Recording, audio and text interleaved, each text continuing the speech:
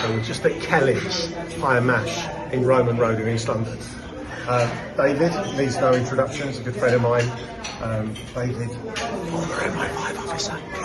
So apart from eating pie and mash and getting fat, Dave, hey, what have we just been discussing over pie and mash? Basically, I closed down MI5 study in the Communist Party. This was early 90s, like 91, 92, so it was the 75-year study from the Bolshevik Revolution in Russia.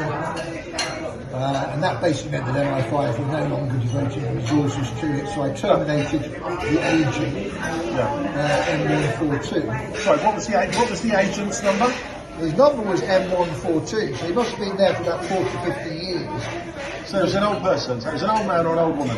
Yeah, because the MI5 agent numbers were numbered consecutively, and all the other ones we were using at the time were M2000 and something or whatever, whereas this guy's M142. Okay, more importantly, what is more important? Talking and discussing and eating pie and mash, or talking about MI5 shutting down communism? Eating pie and mash at the moment. That's the right answer. So we're back at work, David. How long have we known each other? What? Too frigging long. I was just going to say, it was 2010. It was green. Yeah. It was You were living in a field. Yeah, that's right. Yeah, I remember that. George, was he living in a field? He was. Yeah. And George, Tighting Farm. Can you remember it? Yeah, I remember going to it in near Guildford. That's right. Tighting Nice Farm. sunny day and David Shayler. Yeah. And Ian turns up and goes, police! And everybody Oh, ducks. yeah. Well, I thought it was funny. I thought that was funny. Yeah, I thought it was funny as well. I didn't know anyone. I didn't know David. It's the first time I met him. They're on this field with all these peace activists. Yeah, so if you say police, everybody runs. Police, everyone, police! Everyone's trying to hide their stash and everything. Anyway, I thought it was funny. So Dave, we've just had pie and mash. How was it? Great. Yeah, it was even better because I paid. Yes. You were responsible when you were at MI5 for physically closing down the MI5's operation to investigate the Communist Party of Great Britain. How did that come about? Why were you involved in the first place? Well, when I joined MI5 in the early 90s, obviously it was post the collapse of the Eastern Bloc of the Soviet Union. So MI5's interest in communism was waning anyway.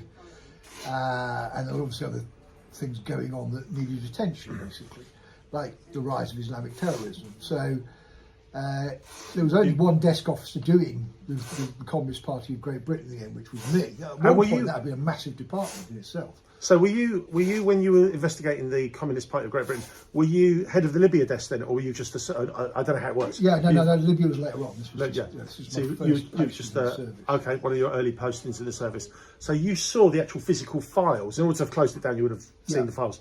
What did they say?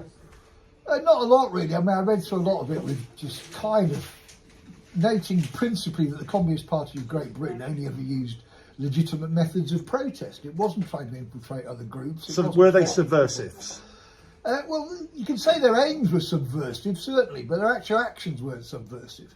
So the MI5 coverage of the Communist Party was way, way over the top, basically. In fact, they knew more about the Communist Party than the Communist Party knew about themselves. They even redesigned the Communist Party membership card to make it more advantageous for MI5 in terms of identifying activists. And do you think that your mole, who you didn't know, he or she could have been a man or woman, yeah. So your mole, MI5's mole, in the Communist Party of Great Britain, what kind of information would they have relayed back to MI5? Well, generally, it depends where they are in the organisation, but this agent was quite high up, so they'd be going to the main committee meetings and obviously relating what... Sorry, can I interrupt you? And I'll let you answer the question. Yeah. You say they're quite high up. What makes you say they were quite high up? Oh, yeah. How do you know? Yeah, the agent that I had to terminate as part of this closing down of the investigation of communism his number was M142. Now, they're consecutive agent numbers. When I was doing the IRA, for example, my agents were numbered M2000 and something. So clearly this guy had been around for absolutely decades. Or lady, yeah. Or lady, could be lady, yeah, been around for decades. So if they were still part of the MI5 setup at that point, they must have been investigating the Central Committee of the Communist Party. Interesting. So how would MI5 have terminated its relationship with the officer, the MI5 officer that was working inside, would he or she have received the letter? Would they receive the phone call? Presumably they were paid. They did it. Yeah, don't forget these people are not MI5 officers. They're agents outside the service, what they call in the US assets. They're not full-time employees. And all the communication with them is, for obvious reasons, is done face-to-face. There's occasional telephone stuff in case of emergency, stuff like that, to rearrange a meeting. But really, you don't want anything that can record you in any way. So you don't want to be on the phone to them. You don't want to be sending them letters that leave a trail. And they would be paid cash, presumably? Yeah, cash, yeah. They were generally paid in cash, yeah. So this person's full-time job, it appears, from the age of God knows what to retirement age, was being an infiltrator of the Communist Party. Interesting. And would may because we don't know, could that person have been a believer in the Communist Party's manifesto, their beliefs? I would think in that situation, what I understand is that person was fed in at the bottom and worked their way up, which is a very good way of establishing your cover, because you've been there from the word go, you look like an old stalwart, this kind of thing. What were the questions? Yeah, no. So,